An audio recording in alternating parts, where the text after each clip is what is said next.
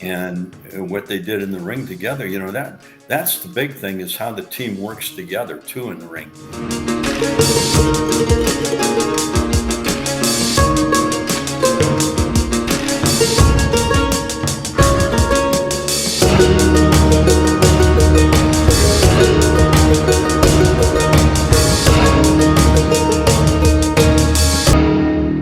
We got a question from Eddie Prather here. Question for Dom, Greg, and Magnum.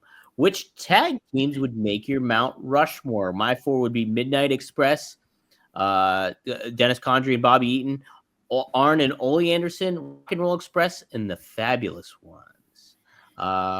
Greg, what four tag teams would you put on your Mount Rushmore? Well, I'd put the High Flyers on there first. Boom. Okay. I'd put Ray Stevens and Pat Patterson on there. Dose. Another excellent team from the AWA was Bobby Duncombe and Jack Lanza. Okay. Duncombe and Hansen together was another odd. I mean, they were awesome. Go down to the Von Erich brothers. Okay, the Von Erichs too. Boom. Mm-hmm. That's four. Yeah, and the Rock and Roll Express, without a doubt. Without a doubt. How about that? All right. And I'm trying to think, outside the box. I mean, God Almighty, there were so many teams that were, those guys that were teamed up all the time together, basically. Sure. But then you had combinations, and I know TA had different combinations down there. When you throw like Mad Dog and the Crusher together. Mm-hmm. Or the Vachon brothers, Mad Dog and Butcher. I mean, they talk about heat and people hating them and the way they were in the ring. I mean, you go back to that era. There's so many great teams. I don't know who you would put up there as your top five. I know, right? That's the difficult. Dusty and Magnum TA. I mean, that combination, drawing power was unbelievable. Mm-hmm. And what they did in the ring together, that's the big thing, is how the team works together too in the ring. Something you throw a team together and they're just, but the guys have been together, you can read each other and that's what really brings it to. I mean, God, it's the way you are in the ring and how people gravitate to you and how you get them involved in your personality. And I mean, I've told you guys about Martel and Santana. We wrestled them in the Cow Palace, which was, they walk out and they go, bullshit. And we think we're going to be the heroes. We walk out and get the same thing. 18 minutes, it was like that. Yeah. And we were selling for 18 minutes when we finally turned the crowd, and we're supposed to go like 20-some minutes. We went 45 minutes and had them standing. But, again, it's the teams and how they work together in the ring. Mm-hmm. And some of the teams we talked about here were all able to do that. There were some guys thrown together and they were hard to work with. You didn't get that flow with them. Yeah, that's a key component to it. And that's the key part to it. So if you just go by popularity, that's different. But if you go by how they were in the ring, that's why I go like with Patterson and Stevens. It doesn't sound like, well, those two, they were phenomenal, absolutely phenomenal. Yeah. And, as a heel team, I don't think there was any two better than them. Man, but then you look at the Vachon brothers together, they sold out everywhere and all through Canada. And they were a vicious team. Yeah. People today would say, oh, why would you put them in there? Well, because they drew money. Mm-hmm. Right. That's the key. Yeah, and I know you had some people that you worked with down there. What teams would you put in there? Yeah, who would be on your Mount Rushmore, TA? Well, it's two different things, right? Because what Greg's talking about, teams that were solid in the territories, drew money, could get out there, I mean, and so as good as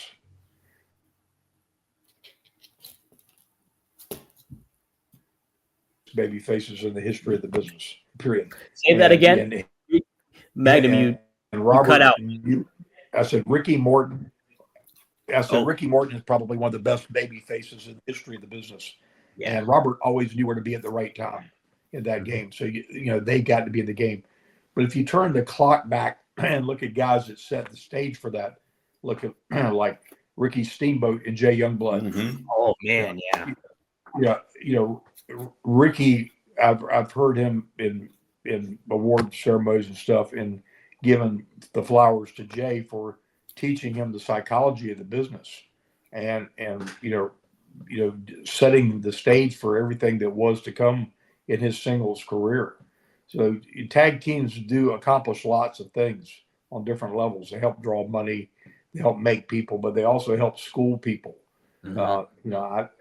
Dusty put Scott McGee and myself and Brad Armstrong and myself in a tag team, middle of the card, going out there 45 minutes with the Royal Kangaroos every night, but to learn that time and learn those things. And so they get that sentimental thing going. But as far as impact, nobody will ever negate the sound of Iron Man music playing and the Road Warriors coming to the ring.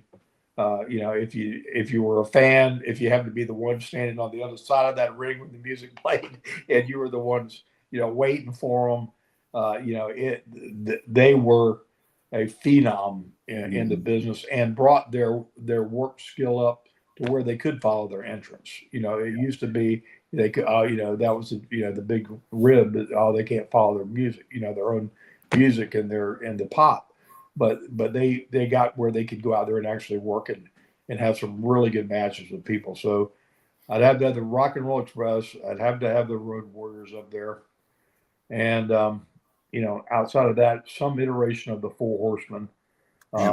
Tully and Arn arguably, never got the due that they should have had as a tag team duo, because the run they had in New York was not, it was great work. They always did great work everywhere, but it was Arn's timing was so impeccable. He just knew how to be right there to cut the legs out from underneath somebody in a heelish way that was so crisp and so on top of everything. I think he's one of the biggest unsung heroes in the business for what he should have been known for, both as a single and a tag team. 100%. I don't even know how to throw a fourth one out there because there's just so many. Everybody that Greg named off was. See, here we had when we had the Minnesota Wrecking Crew, which was incredible. Ole and Gene were and Lars Anderson. But then when Lars wasn't in it, it was he wasn't in there yet.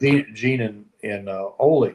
Yeah. But the twist came when Gene retired from in-ring work, became the manager, and when he managed Ray Stevens and Jimmy Superfly Snuka. Oh my gosh! And Gene was again just that nasty heel manager, and both those guys could just go like nobody's business. I mean, they had riots, like that, and that's what the tag teams were. They didn't draw the house all by themselves, but they certainly added so much to the depth of the card and the entertainment value and the substance, and that's part of what makes professional wrestling what it is. Yeah, man. I wish we'd had a chance to work with Ole with Arn and Tully. Wow. Yeah. And Vern trained Gene and Ole. Jeez. You know that. Yeah, that's man. Yeah. And Lars. And Lars too. Jeez. Yeah, you guys, holy smokes, the match you guys could have had Arn and Tully against the babyface high flyers, man, that would have been really something to take away. Yeah, that was, unfortunately, back in the days of the territory, sometimes you weren't able to get out and get into those kind of matches. And those were things that you'd really like to have been able to do. Oh yeah, for sure. Yeah. For sure. I would have loved to have worked in the Charlotte area for a time, but it just wasn't in the. You could have come over in the summer when you were vacationing. Yeah, I could have. Yeah, I did. Thank you. I never got the invite. Well, see, I didn't know you well back then. No, well, really, summers were good for us. They were pretty decent, huh? I mean, your body got to rest, and you got time to spend with your family. Yeah. It had to be hard, like Christ and Charlotte. I mean, you were what, 365 days out of the year and a couple extras after that. I never knew any other way. I mean, from the moment I got in the business, it was a 7-day-a-week, 12 months out of the year deal. Everybody I worked for, worked Christmas Day and Thanksgiving and all the holidays, and there was you got the only territory I've ever heard of in the history of the business that tailored down during a season like that. I mean, no, that's just the way it was up in the northern tier. In the summertime, people didn't want to go into the arenas, and the outdoor ones was always a challenge because you can, that time of the year up there, you get some bad weather and can ruin your whole night. And plus, Vern liked giving his talent that time off. We only ran with maybe 18 guys, but they were all main event guys from the bottom up, and they all were making 150 to 350,000 a year, and wrestling 200 some days out of the year. When you wrestle that every night and you get an injury and you go in the next night, I mean, it's really a toll on everybody, I think. But that's just me. I don't know if I could have lasted doing it like that. My goodness. Yeah, that's a gauntlet you're running right there. I tell you that. Well, when you look back and with the AWA, I mean, the matches were very, very solid. You go up to New York, they weren't. They just weren't. TA knows that the physicality that they had with the Crockett organization too, and along with Eddie Graham and down in Florida. And Bill Watts, same way. And Bill Watts. I mean, that's the way you had to be. Mm-hmm. You'd go up and work on a card in the garden, and like I say, you're on the first or second match, and if you have a match with somebody and you get the crowd into it, they're all going, "What the hell was that?" Yeah. Right. But their whole philosophy was so much different. They didn't come from that wrestling background like Vern did and Bill Watts did and Eddie Graham. I mean, all of them. Mm-hmm. And they wanted wrestling, and you had to know holds. You had to get in and out of them. Right. The New York philosophy was punching and kicking. Punch and kick. That was what Bruno was all about. Boom, boom, and, get it over with and get out. Yeah. Mm-hmm. The Hearts up in Calgary, long, hard, grinding matches. Mm-hmm. Right. Well, I guess I could plug it. I interviewed Bret Hart last week. It's available now on OneTrueSportTV.com and then on your RVD's podcast feed. So One of a Kind too. But I mentioned we talk about Leo Burke and what fascinating aspect was about Leo Burke. I watched a match with him and Rick Martel, Greg. And it was Leo Burke made the headlock so entertaining. And the match was like 40 minutes or something like that. Mm-hmm. And I was intrigued by the whole thing. It really speaks to just having a good foundation like that and then making a story out of it. And I thought that was really, really fascinating. So, well, and that's where it's changed in wrestling. I mean, now, when and I just heard this not too long ago from TV, the attention span of the public watching TV before they turn the channel, 8 seconds. Yeah, that's wild. So, WWE is adapted to that, and they just keep everything going and going and going. But their matches are solid and in storytelling, and they do a better job of it than anybody in the business right now. Mm-hmm. Absolutely. Well, we'll close it out with just 2 more questions here, but we'll add this comment here. Al Tuttle said, America's team, Magnum and Dusty, weren't too shabby of a tag team either. So, yeah. I threw that out, but nobody grabbed onto it. Nobody grabbed onto it. Nobody. Greg mentioned it.